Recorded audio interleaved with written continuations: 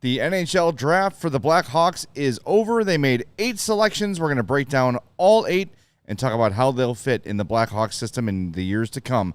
Coming up next on CHGO Blackhawks.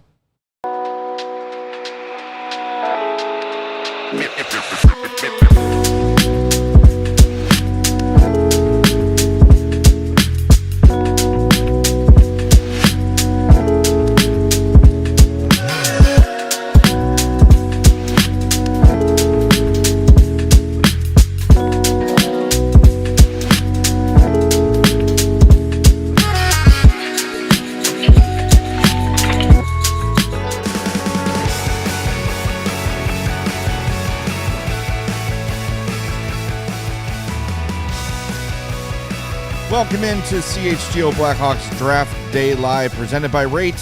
Download the Rate app. It's the one app that helps with both your wallet and your well-being. Download the Rate app today to get started. I'm Jay Zawoski. That's Mario Tirabassi. Sarah's here running the show. It's as if we never left. Felt like it. Yep. So the Hawks make a total of 8 picks, and the theme of this draft is size. All of them very large individuals. In fact, Anton Frondell, the 3rd overall pick, is the smallest player that the Blackhawks drafted in this draft, and that's saying something. They needed to get big in their forwards group, and they absolutely did. You add a lot of size up front, and I think with this draft class as a whole, you added a lot of projects, and we can jump into it a little bit deeper, but it feels like this is not a we need these guys super quickly type of draft class. Well, look, we've been talking all offseason about, hey, if they're going to add someone via trade, they're going to add someone via free agency. A lot of these roster spots are already taken up, right? You've already got young guys you think are going to play. You've got some veterans on longer-term deals. So as you look ahead to, like, Tyler Bertuzzi's up after 3 years, Andre Burakovsky's off after 2 years, Teravainen after 2 years, Foligno, Dickinson, Mikheyev after this year. So then maybe you start filling in with some of those, maybe Frondell is next year or late this year. They've got guys ready to make the jump to the NHL. They've got roster spots they're going to fill. So it's okay to draft some projects. And we talk about, like, you've got a roster size limit too. Like, you're only allowed to have so many players in your system anyway. So I don't mind taking some swings for projects. I will say, and I know Elite Prospects does not have, they're great. We love them. I am a subscriber. I pay them every month. They are essential to us. But NHL teams have a little more in-depth of a process than they do. Mm-hmm. But the last 3 picks the Hawks made in this draft are not even on the radar in the Elite Prospects guides or really anywhere. Parker Holmes, Ashton Cumby, and goaltender Ilya Konarski were the last 3 picks the Hawks made. Holmes and Cumby seem like these are tough guys. Yeah. The Hawks are trying to find guys that can protect Connor Bedard, Anton Frondell, Frank Nazar, etc. Yeah, those 2 guys, the highlight reels are found on hockeyfights.com. Yeah. Not too much jumping out on YouTube or anything like that. And, they took some older players too. I believe it was Cumby is 20. Julius Sumpf is also 20, the German player that they took. Mm-hmm. So, guys that are, closer to taking that next step, a little bit further along in their development path, but still, within that range of, like, those are guys that you want to, take some time to try and develop and see what their next steps are. But, it was interesting to see, as the first round went on and you saw forward with size, forward with size, forward with size. And then second round, second day, forward with size, forward with size, forward with size. It was just like, wow, they really dug in on trying to like reverse that narrative of, well, all the Blackhawks have are undersized forwards. Completely flipped on its head. You add all size up front. And then, I don't hate the idea of trying to find someone who's going to grow with this young group, who's going to be the bodyguard. And I think, some late round picks that they've made in previous drafts have been big guys, but not necessarily big enforcers.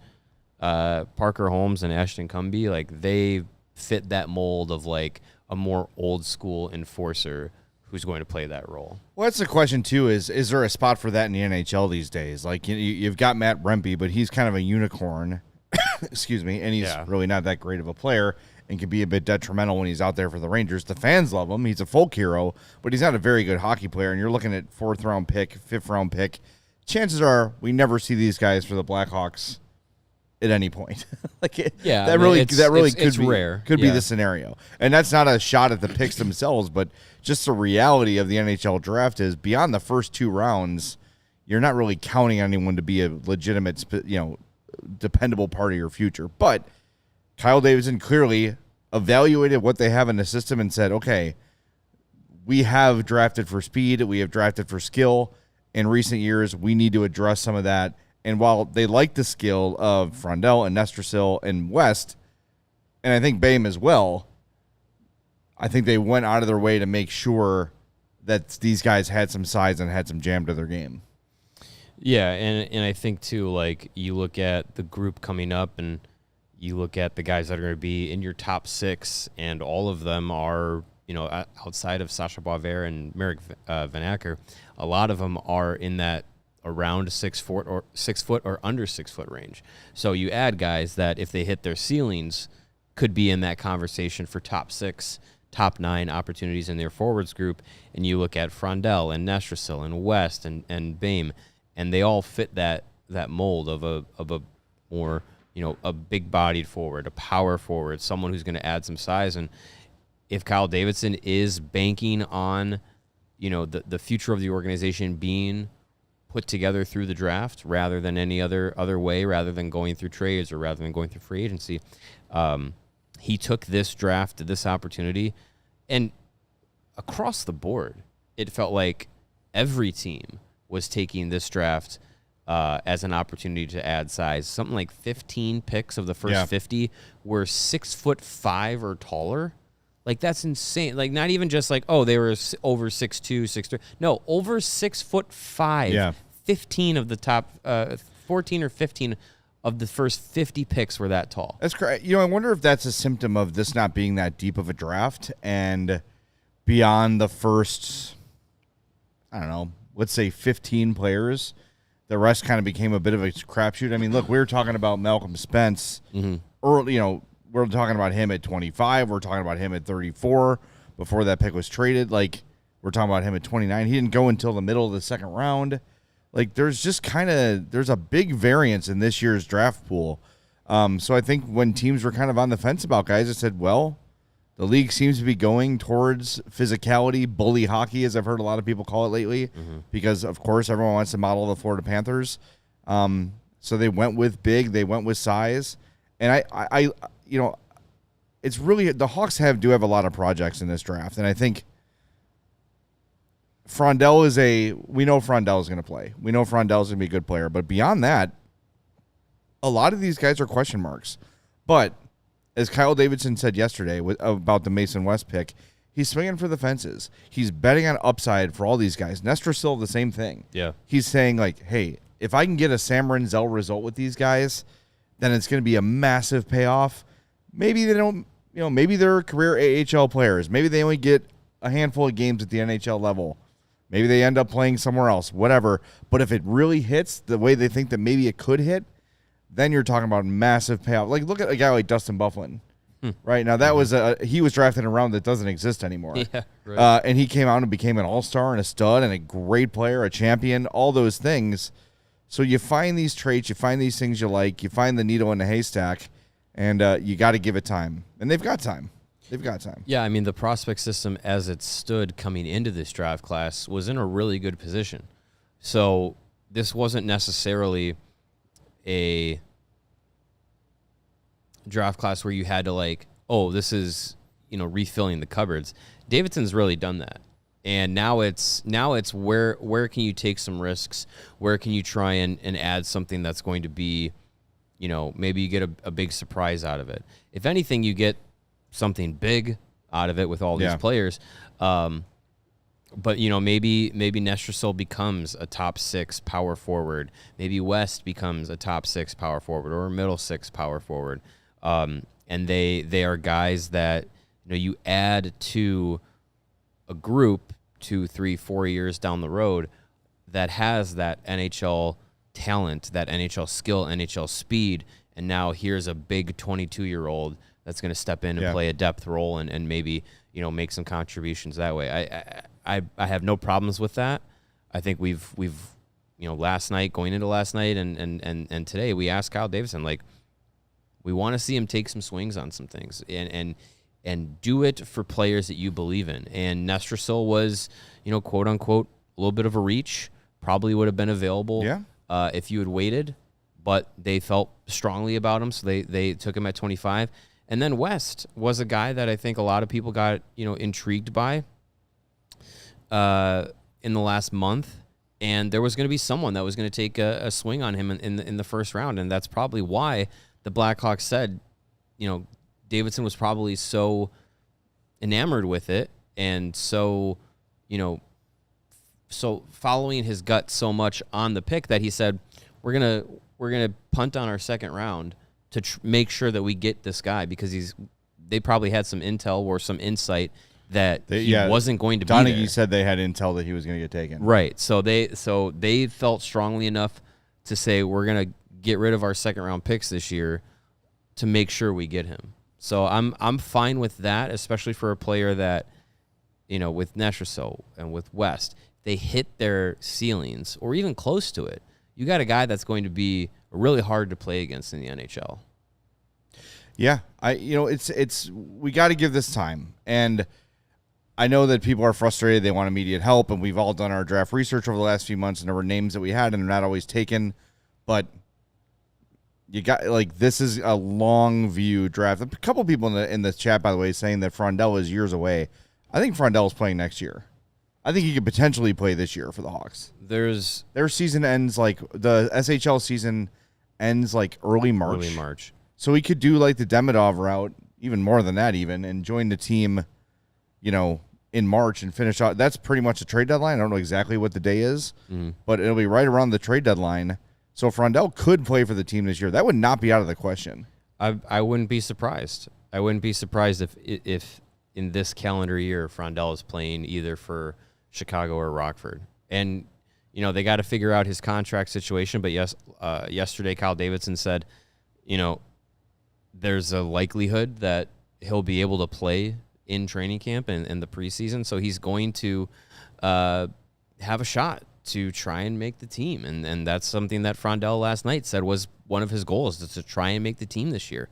And I don't think it's that crazy to think that it's out of the realm of possibility. This is a guy that at 17, 18 years old played really well against men in Sweden. And yeah, it's tier 2. It's nowhere near the NHL, but the speed of the game, the physicality of the game, what he has to go up against is challenging. It is comparable to a player that would have been a true freshman 18-year-old in college hockey playing college hockey, where a lot of competition is early 20s, mid 20s players, guys that are fully developed. So I don't think it's crazy to think that if Anton Frondell is given a chance to play through training camp in the preseason, that he's going to get an opportunity to get a look.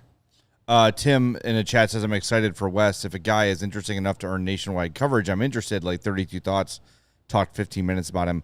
West to me is interesting.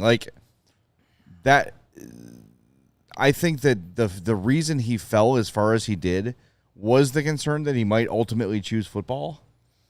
But he said yesterday pretty definitively, no, I just want to go win the state championship with my football team, and then I'm committing fully to hockey. Yeah. So they must have some confidence that that's the case. If football was not on the page for Mason West, you think he probably would have been drafted higher. Yeah, maybe. I think it's still, there's a lot of, rawness to his game. You're betting a lot on the upside of his athleticism, but I think the tools still need some fine tuning, and he'll get it for sure. He's going to play in the USHL and then have an opportunity to go and play college hockey with Michigan State. But yeah, like I said last night, I don't think the Blackhawks feel, as dead set on making sure they get him if they didn't through, conversations with him throughout the year or at the combine or both, that they didn't feel certain that he was making the commitment to hockey moving forward. All right, we got to hit the break zone. We got a lot of people watching. We appreciate that for taking time out on your Saturday. Do us a favor, hit that like button for us. We have over 250 people watching, but only 75 likes. We got to get that number up there. Hit that. Hit the subscribe button. Make sure if you're listening on the podcast as well, you're following or subscribed on your favorite app. And as a weekend treat, how about a 5-star review on Apple Podcasts or Spotify? We'll be back in 2 minutes on CHGO Blackhawks. Whatever the moment, it's never ordinary at Bet365. New customers can now get $150 in bonus bets when you bet $5, win or lose. Sign up using the code CHGO365, deposit $10, and place a $5 bet and get $150 in bonus bets, whether that bet wins or loses. And it's baseball season, so with the Bet365 early payout offer, you're a winner if your team goes up by 5 runs with an instant payout on straight bets and parlay selections marked as winners. Again, download that Bet365 app. Use the code CHGO365 when you sign up, and you're going to get those $150 in bonus bets. Those bonus bets can be used on spreads, totals, player props, futures, and more. Again, whatever the moment, it's never ordinary at Bet365. Must be 21 or older. And if you or someone you know has a gambling problem, crisis and counseling referral services can be accessed by calling 1-800-GAMBLER in-app only. And we've all been there. Your parlay's one leg away, and then your bum reliever gives up a walk-off bomb in the 9th. That's a bummer. The HOF app is built to fix that. Started by 2 lifelong sports fans who also happen to be Ivy League nerds. HOF makes parlay research smarter, faster, and data-driven.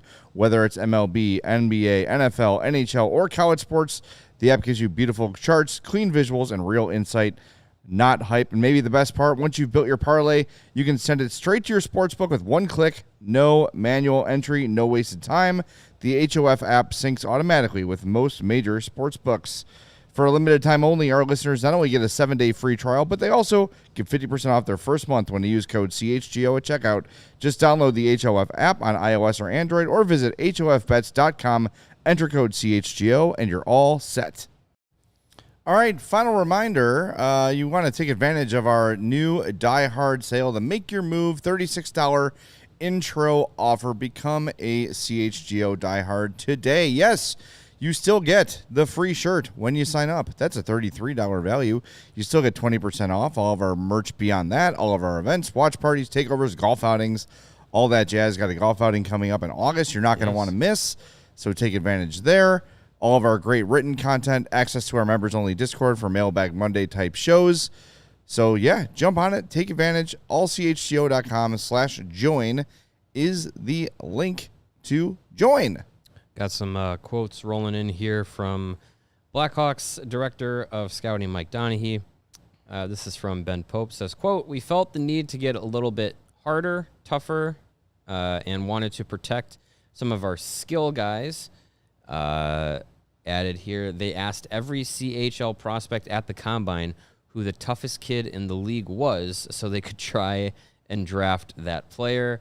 More from Mike Donaghy here. From Mark Lazarus. Donaghy says they wanted to get some protection for their young guys. And remember, it's a 5-year process with these draftees. Says that's why I get a chuckle out of seeing drafts graded as C- or A+. It can change year to year. It can be comical to a degree. And that's, I mean, I think that's the thing with this is we cannot be certain about any of these guys, let alone the later draft picks into what they could be. When we just learned about their names 2 hours ago. Yes. So I think, you look at the long-term process and I would say this draft class feels like a draft class to find specific projects. Frondell is not a project, but everybody else feels like this is some time away from figuring out what you're going to be at the NHL level. And is it going to be a second line power forward who's going to play on the power play or who's going to play on the penalty kill? Or is it going to be a third line center who's like Adam Lowry and is just going to be a really hard guy to play against in front of the net, in the corners? Are you going to be an enforcer that jumps over the boards and opposition is just like, ooh, okay, this guy's on the ice now. I'm gonna watch myself. You're gonna have to figure out what those guys actually are at the next level, and it's gonna take some time. And I think Davidson is taking those swings on those kinds of players because he feels like he has some time because of how many guys are knocking on the door of the NHL or are going to be in the NHL this season. Let's remember, 11 first-round picks in the last 4 years. Yeah. Like Kyle Davidson. And a lot of them are either going to be, playing in the NHL this season, playing in Rockford, knocking on the door of the NHL, or by the end of this upcoming season are going to be looked at as, are you making the jump to, the professional game or not? I think that, question like that could be asked to a guy like Sasha Boisvert, Merrick Van Acker. Like, they were first-round picks last year. They could be on that cusp of ready to make the jump by the end of this season. I mean, there might be guys making the jump to start this season that we haven't even considered yet. We're already talking about Moore and Renzel and Levshunov, but remember, AJ Spellisy almost made the team last year. They kept him around, yeah. After a great preseason. There's other guys that could shock and jump up now. So, look, I still think come Tuesday, when free agency begins, I really still want Kyle Davidson to add an impact forward, a top 6 forward. Andrei Burakovsky is a really nice third liner, and if you squint really hard, a second liner. Maybe he's effective on the power play, but I don't think that's enough. I know it's slim pickings, especially if this Mitch Marner thing goes through, where it looks like there's going to be a sign and trade with Vegas. That makes Nikolai Ehlers the top guy out there. He's going to make bank, because it looks like Marchand's going to figure things out in Florida. Sam Bennett's already signed. We'll see. So it's Ehlers, it's Besser. It's the top 2 guys available on July 1st. And while I want the Hawks to do something like that, do I also want the Hawks to have to overpay those guys by $2.5 million each to get them to come here? I don't know. That's the thing. And then I saw a lot of people saying I wish the Hawks had used one of these picks to trade and get a top 6 forward. There wasn't a single top 6 forward traded at this draft by anybody. Right, yeah. So Noah Dobson is the biggest name that went. That's a defenseman, something the Hawks don't need right now. So like Davidson has been saying and sort of cautioning since the season ended, yeah, we're going to investigate things that are going to improve the team, but there's just not a lot out there, and we can't force people to come here. We can't force other teams to make trades. The one thing that I was really interested in was Jason Robertson. I saw Pierre LeBrun mention yesterday that Dallas wants futures, but that's convenient to say after the first round's over. Yeah, right. Yeah. So I don't know. It's hard. It's hard. Yeah, and I think too, patience is something that Kyle Davidson has preached a lot, and I think that's something he believes in. And I think it's shaping up to look like that, this free agency period as we get to it is going to be, it doesn't feel like it's going to be the big names that are coming to Chicago. They might still be in the market for a depth filler defenseman, veteran defenseman. They might be in the market for a depth forward that maybe fills in a role that maybe you expect a young guy to fill coming out of training camp, and not every player is going to be able to excel and win those spots out of camp. We all expected Frank Nazar to light it up going into last season and be on the team starting day one, and he wasn't. He took some time. So they might have some less than exciting names added when it comes to free agency, but I think Davidson's going to be doing that because he wants to leave that door open for those young players to, take the reins and grab a hold of the opportunity that's in front of them to play their way onto the NHL roster, have competition amongst their peers, and not have to look at let's say they do sign Brock Besser or Nikolai Ehlers. You don't want a young guy to kind of take that as, well, now my spot's blocked kind of thing, and use that as like a dejection. You want to have a guy be able to, if they have the right mentality, sure, they're going to try and work hard and play up to, a player of that level's, player of that caliber's level. But you also don't want to just throw roadblocks in front of them.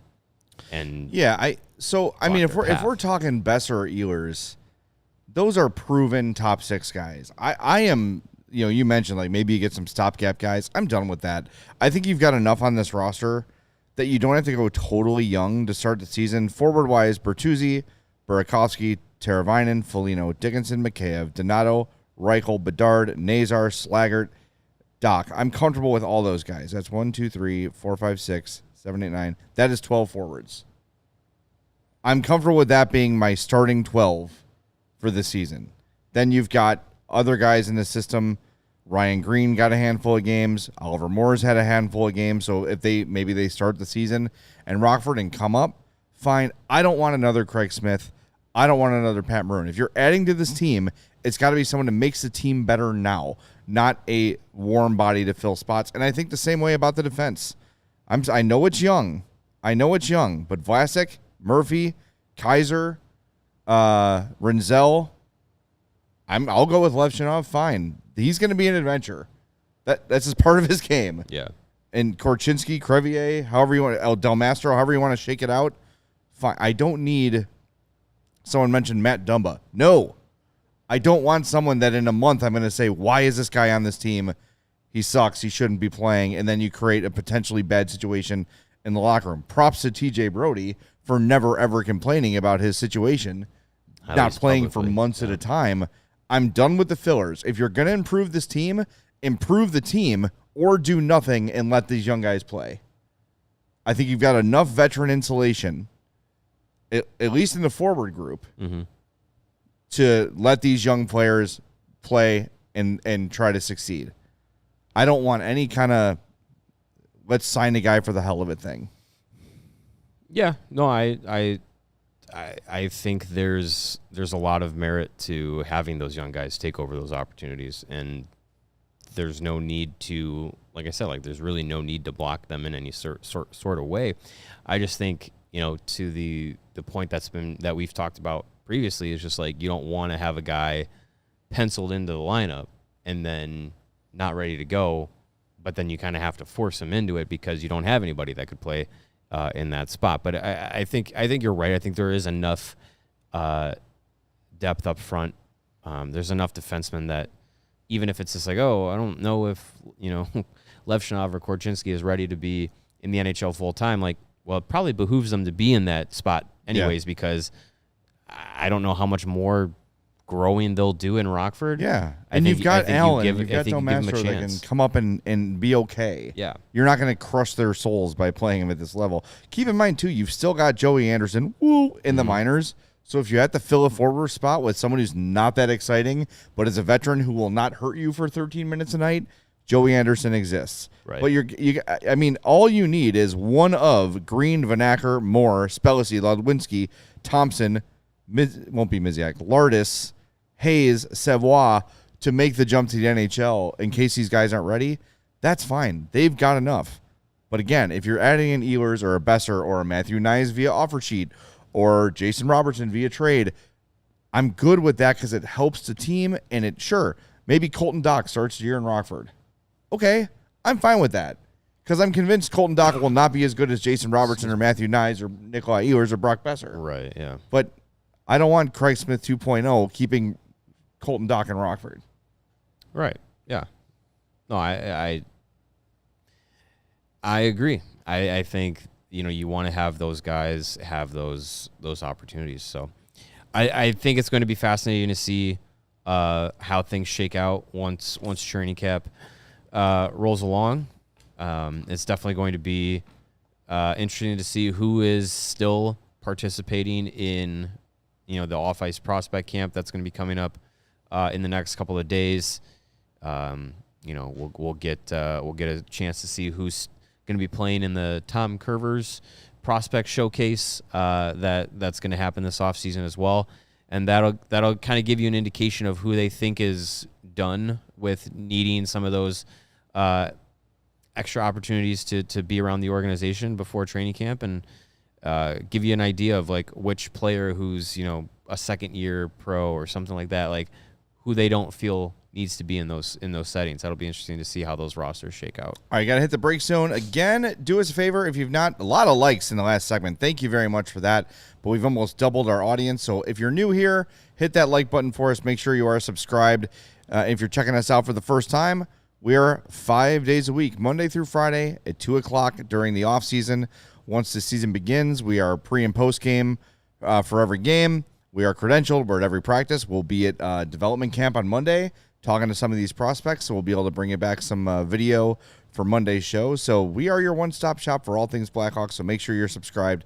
Hit that like button. Back in 120 seconds here on CHGO Blackhawks.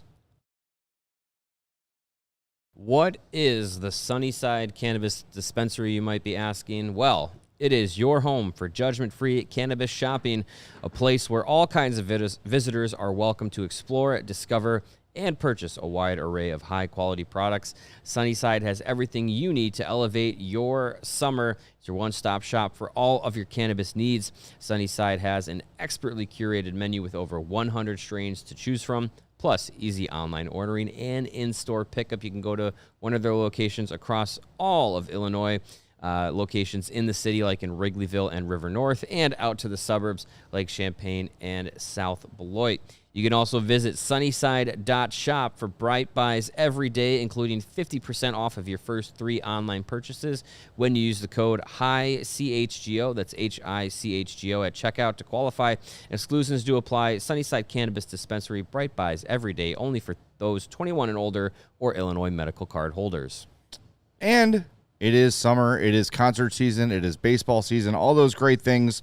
You need to download the Game Time app and find tickets to your next event. It is the official ticketing partner of CHGO Sports. Look in here, the Cleveland Guardians are in town at Wrigley Field next week. Get in the door for $40 to see a 2016 World Series rematch. Not too bad. 9 years ago. Woof.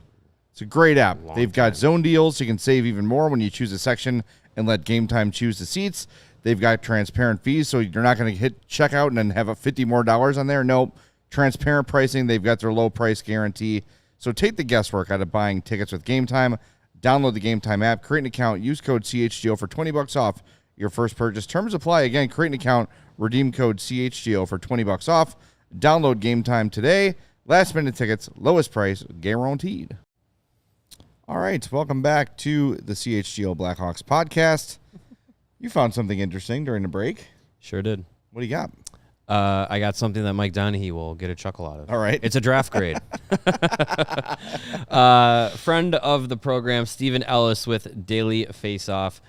He gives the Blackhawks a, drum roll please, an A. Hey, look an at that. A draft grade, 4th highest grade in the NHL from our buddy Stephen Ellis. Says, quote, "This is a team that bet high on upside, and I like it. Frondell is a good pick at number 3, a true power forward who can absolutely dominate the ice. Nestorsil is a tough cookie to beat, and I think he has some legit top 6 upside. West was one of the biggest risers this year, and it helps that he moves as well as he does at 6'6". Nathan Bain is a shooter, while Julius Sumpf is a good value pick after showing a ton of potential as a playmaker." So there you go. The first draft grade coming in from the scouts and analysts among us. An A from Stephen Ellis. All right. It's good to hear. I promise you it will not be an A from noted Blackhawks hater Corey Pronman. Oh, no. Who had a snarky remark about pretty much every pick. Yeah. Scott Wheeler had them as one of his overtime losers after last night. I saw that. First round, so we'll see how he feels about them in the complete draft results here. We can get into a little bit of, some of these guys that were earlier in today's second day of the draft, we talked a little bit about their later round picks with Home and I like Bame. I like that pick a lot. Yeah, I think that's a guy that feels like, he's got some of those characteristics that we rave about with Frank Nazar. Yeah. Likes to get to the middle of the ice, is a hard-nosed player. And he's 6'2". He's got the bigger frame, bigger body than a guy like Nazar does. If you have a guy that is willing to, from the wing, get to the center of the ice and isn't afraid to get a shot off, I'm all for it. I think that's something that the Blackhawks needed. Outside of just getting guys with size, they needed to get guys who like to shoot the puck, like to score goals, like to play down the middle of the ice, where it's the most dangerous but the most rewarding area of the ice. And Bame feels like a guy that is got a tendency to do that. And the biggest knock on him from reading about his profile with the Elite Prospects Draft Guide was that he just needs to use his leverage and use his size more to his advantage. So I'm fine with that. That just seems like more of a guy that just needs to learn how to be how big he is. And there's plenty of stories about that with athletes in so many other sports, not just hockey, where sometimes you get a guy that's doesn't realize how big and imposing he can be until he is told, realize you're 6'3", 200 pounds.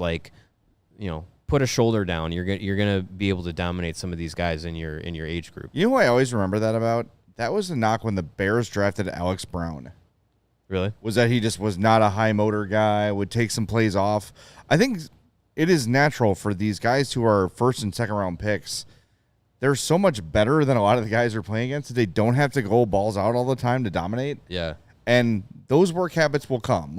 Especially, I think one thing that we haven't really maybe talked enough about is what kind of an impact an experienced head coach like Jeff Blashill is going to bring to this team. And it's not just him. It's Mike Vellucci, who's been around forever. It's Michael Pekka, who played the game, air quotes, the right way his entire career. This is a legitimate, I guess you can't say proven about Blashill because he's a losing coach for a Detroit team that had some of the worst rosters in history. So you can't say he's proven, but experienced, has learned on the job, has learned from his mistakes, has trained under John Cooper, all the things you want. I think that a more assertive and a more experienced coaching staff is going to help a lot of these young guys develop too, because a lot of the knock we have, I look at it like Colton Dock, the knock on him has always been finding that consistency, to be the same guy game in and game out, because there's games where you look at him, you're like, damn, that's a middle six banger for the next 10 years, and there's games where you don't notice him. Yeah. And if you can narrow those gaps, it's never going to be perfect, but if you can narrow the gaps between those bad games and good games, you've got something there. And I think this is something that we're maybe not giving enough conversation to yet. Yeah, I think it's these guys mature. They take time. We're talking about players 20, 21, 22 years old.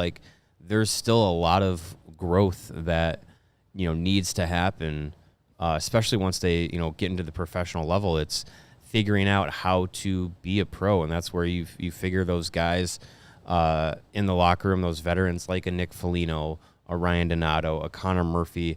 They come into play where it's just hey, this is how these guys who've been around the game for a couple hundred games, this is how they time manage. This is how they how they treat their bodies, how they rest, how they recuperate, how they eat.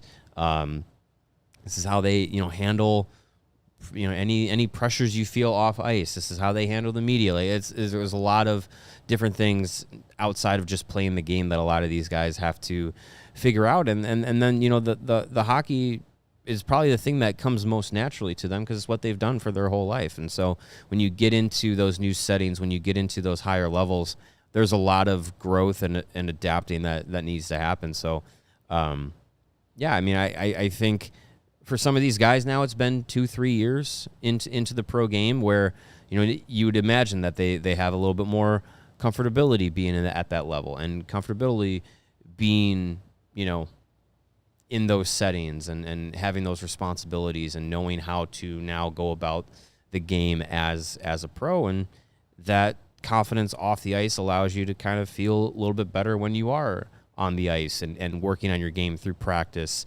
and working your way up when you're playing the games, like what opportunities you're getting. So it'll be interesting to see how all those guys mesh together. Seems like the young group they do get along really well.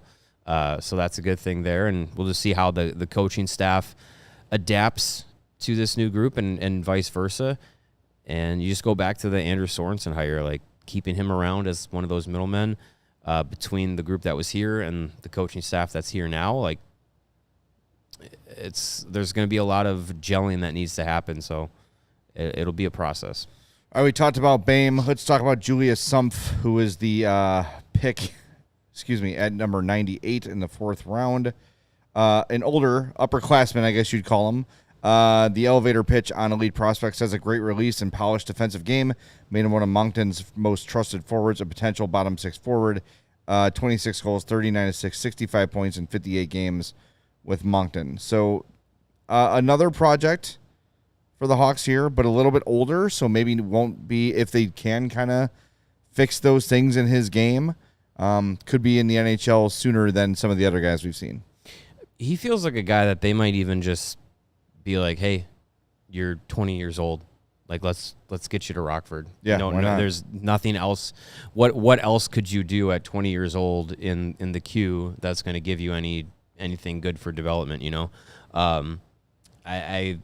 it's an interesting pick when, you're used to when you're looking at guys that some of them haven't even turned 18 yet, or guys that are, very young, 18 years old, and then you look at a guy who's 20 and you're like, oh yeah, you're also in this draft class. Like, it's a different curve that you kind of have to evaluate some of these guys on. But he seems like a guy that, like, because of his age, because of the maturity comparatively to the rest of the draft class in his game, like, yeah, maybe his ceiling isn't as high as some of these other guys, but you feel like he's a guy that's ready to at least take the next step. So, he had a pretty decent season with Moncton, playing behind Caleb Desnoyers in their lineup, but still was a guy that, was a producer and a leader for Team Germany at the World Juniors. He's a guy that was, a key component to Moncton this season in winning the QMJHL championship and going to the Memorial Cup. So it's a guy that's been in those scenarios. I'm totally fine with it. I wouldn't be shocked if he's given an opportunity to jump to Rockford right away, given his age. The next picks are Parker Holmes and Ashton Cumby, 107 and 162. That's a 4th and a 6th round pick, respectively. Those are the two bangers we talked about earlier. They're the guys who are here to add physicality and honestly dropping the gloves to the Blackhawks here, and they take two. I don't know if you've needed both of these guys, but maybe there's something they see that we don't about them. They didn't really have any enforcers in their prospect system, if you really value They're not really enforcers in the league anymore, though. That's, you know what I mean? No. Like, there's really one bona fide enforcer anymore. I mean, am I missing somebody? You've got Matt Rempe, but most of the other guys that drop the gloves are also youngest one. They're also going to be like Tom Wilson is a really good player. Mm-hmm. Ryan Reeves. Yeah, Reeves is kind of like the last of the true enforcers, but even he can play a little bit. I don't know. There's just not a lot anymore. So for the rest of this draft, Holmes, Cumby, and the goalie Konarski, it's going to be years until we have answers on those guys. Yeah, it's a dart at the board. To finish off, talking about Sumpf, this little information from Ben Pope says Mike Donahue said still to be determined, but it sounds like Sumpf might be heading to Providence College next season. Okay. So, that's a step up. Good program. Yeah, that's a step up. We've seen a lot of guys go from the different Canadian junior leagues to college. So for a guy at 20 years old to make that jump, that makes a lot of sense too. It's interesting how over the last 5 to 7 years, college has become like maybe the preferred developmental ground for a lot of these guys. And like when you see Nestrasil going to UMass next year, like that's a good college program. Providence, as you just mentioned, Michigan State for Mason West. Like these are the places where guys can develop quickly because they've got, NCAA level fitness, nutrition, staffs, exercise equipment, like everything you need. Where sometimes these junior teams are driving buses that are a little bit rickety and, like chitty bang bang on the way to the gang a little bit. Like it's when you're in college sports, it's a different animal. So I think it's really become a good developmental ground. So I'm glad that a lot of these guys who are projects like Nestrasil, like West, are going to proven college programs because I think that makes it a little bit less of a project when you're putting them in the hands of systems that have done a good job in creating NHL players. I mean, you just look at what Michigan State did with Artem Levchinov in 1 year. Go green. Yeah. What? She said Go green. For Michigan State. Oh, go green. Go green. No, we won't be doing that. There you go. I hate Michigan State. Yeah. Well, you better get to like it. You're gonna have to be cheering for Mason West. I guess I can live with Michigan here. State hockey. Yeah. Get Michigan State football out of my face. Yeah, I mean, no, the NCAA grounds. I mean, there's so much time for off ice training and practice time. Like you get to work on the finer points of your game and develop more than just we're gonna play 4 games in 6 days. In the CHL where you have different packed schedules where that training and that practice time isn't as, valued. All right, we got to hit the break zone for the final time. Got some good comments in the chat we want to address. Also, I want to create a poll during the break. Can we do that? All right, we'll do that. Talk to you in 2 minutes on CHGO Blackhawks. Ray Chevrolet in Fox Lake is kicking off summer with a big savings event all month long. Come in today to shop the summer sales event and drive home with $10,000 off MSRP on new Chevy models. Or you can check out their selection of over 125 vehicles priced under $20,000. With one of Chicagoland's largest Chevy inventories, you're sure to find the perfect vehicle for you. Plus, with Ray's Price Promise, that lets you shop confidently because the price you see is the price you pay. So go see for yourself. You can visit our partner at their convenient location right on Route 12 in Fox Lake. And don't miss out on the summer sales event going on all month long for $10,000 off MSRP on new Chevy models. Shop Ray Chevrolet in Fox Lake or at raychevrolet.com. They've been serving the community since 1963. Together, let's drive. And all right, let's talk about your next weekend escape or maybe just your next big night out because Potawatomi Casino Hotel Milwaukee has everything you need in one spot. We're talking about thousands of the latest slots and table games. If you're ready to refuel, they've got tons of amazing restaurants and bars to choose from. Whether you're feeling fancy or you want something a little more casual, they've got you covered at Potawatomi Casino Hotel Milwaukee, just steps away from what many call the Midwest's best sportsbook. Heading to a ball game at Wrigley North this summer? Start your day right at Potawatomi, hit the sportsbook, then head out to the game. It's all right there. Super convenient. Milwaukee's got a full summer lineup, concerts, festivals, sports, you name it. You got Miller Park. What is it called now? Family something? American Family Field. American Family Field. Yes, that's there. You got Summerfest. Milwaukee's a great place to be, especially in the summer. And Potawatomi is the perfect home base for all of it. Potawatomi Casino Hotel Milwaukee. Your win is waiting. Go check it out right now. All right, the poll is up. It is, would you trade next year's first-round pick for Jason Robertson? Your options are yes, no, or meh. Aren't no and meh the same thing? No. Meh is kind of just Meh like... is you're on the fence. Yeah, like on the fence and different. Come on. Maybe cares, maybe doesn't really so care. Are you posing it as in a world where... In a world. Yes. Where you're trading draft picks. It's Jason Robertson straight up for the Hawks 2026 first-round pick, or I mean, are you talking about a package deal? I'm talking about straight up. No. Knowing where the Blackhawks are likely to land, I know we have all the hopes and dreams and expectations and everything about this team, being upper 70s in points, wanting to see the jump made.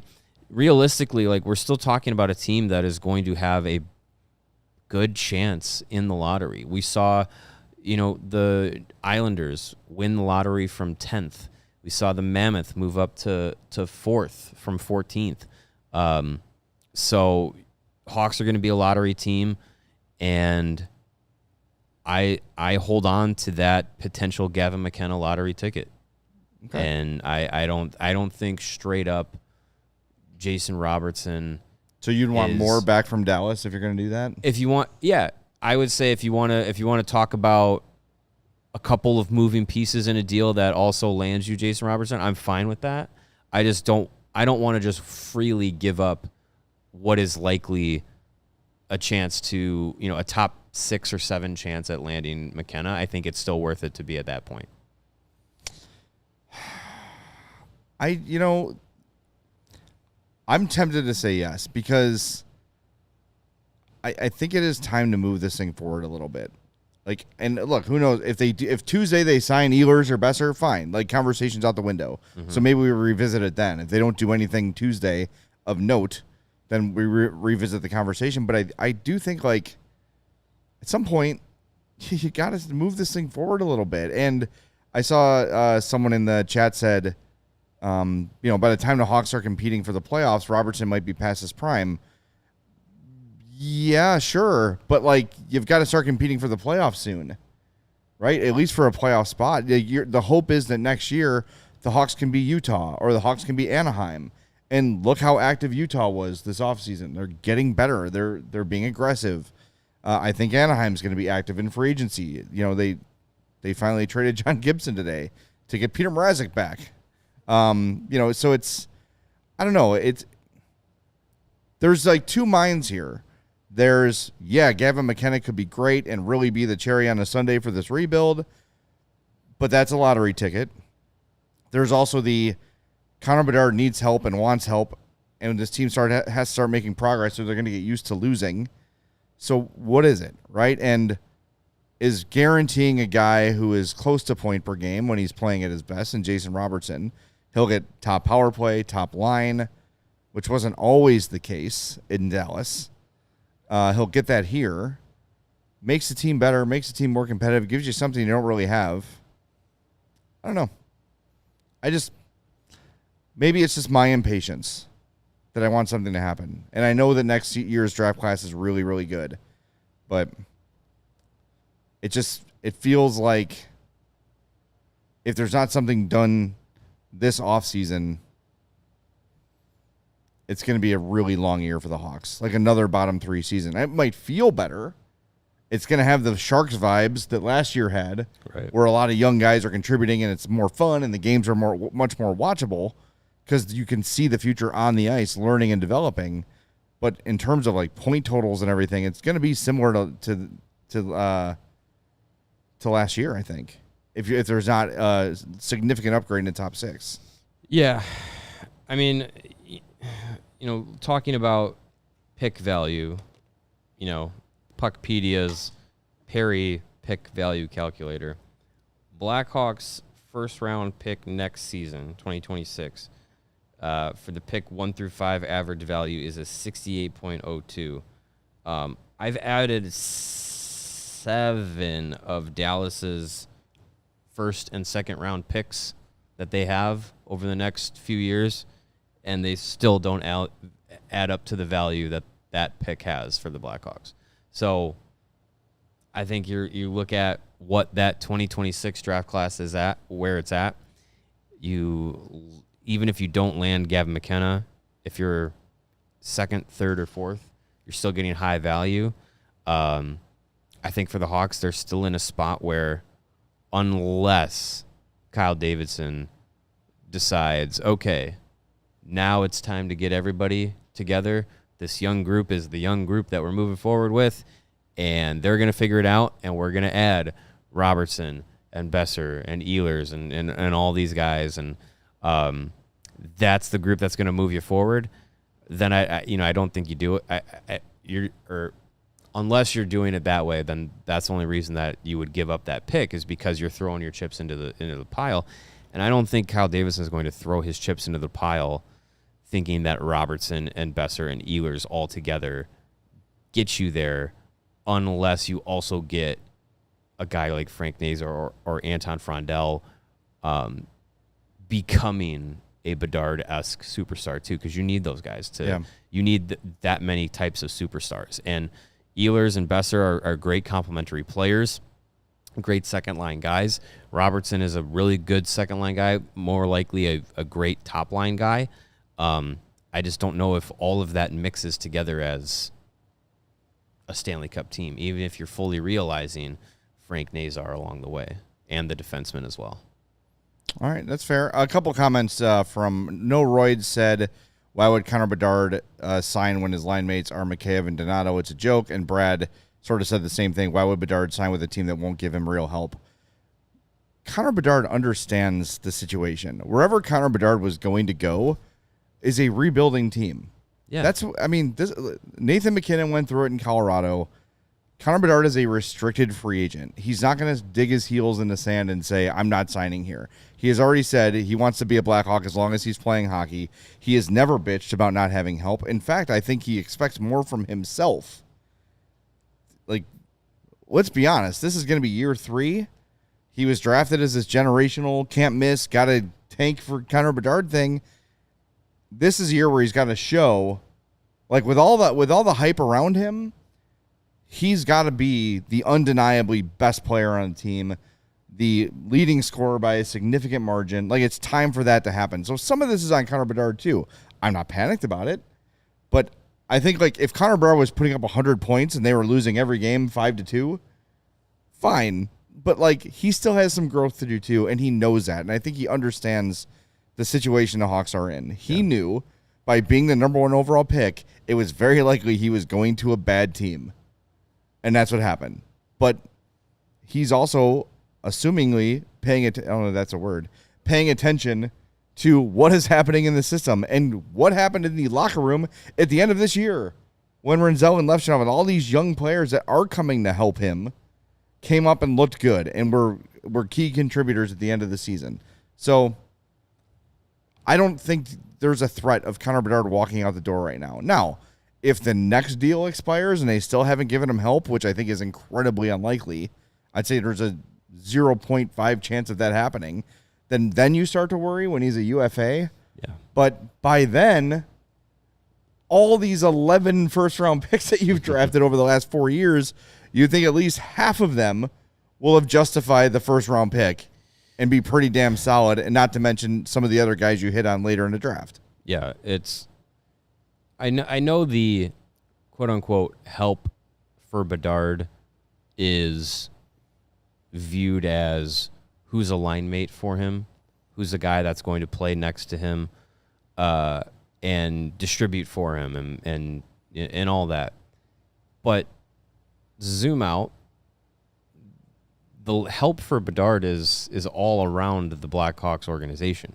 It's Spencer Knight. It's Sam Renzel. It's Artem Levchinov. Correct. It is Frank Nazar. It is Anton Frondell. It is a guy like Sasha Boisvert. It is Vlasic and Korchinski and all these guys coming together because we talk about so much of, hockey being the ultimate team sport and everything.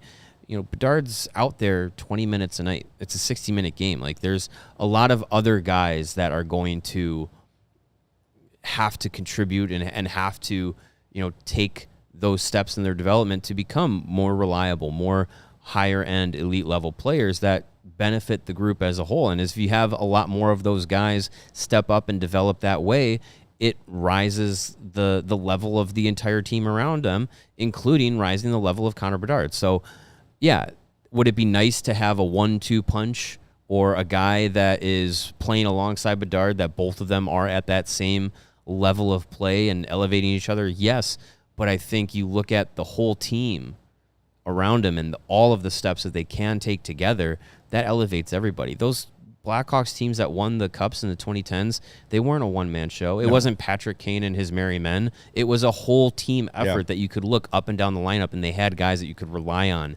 night in and night out. 100%. All right. How's our poll results? What do we got?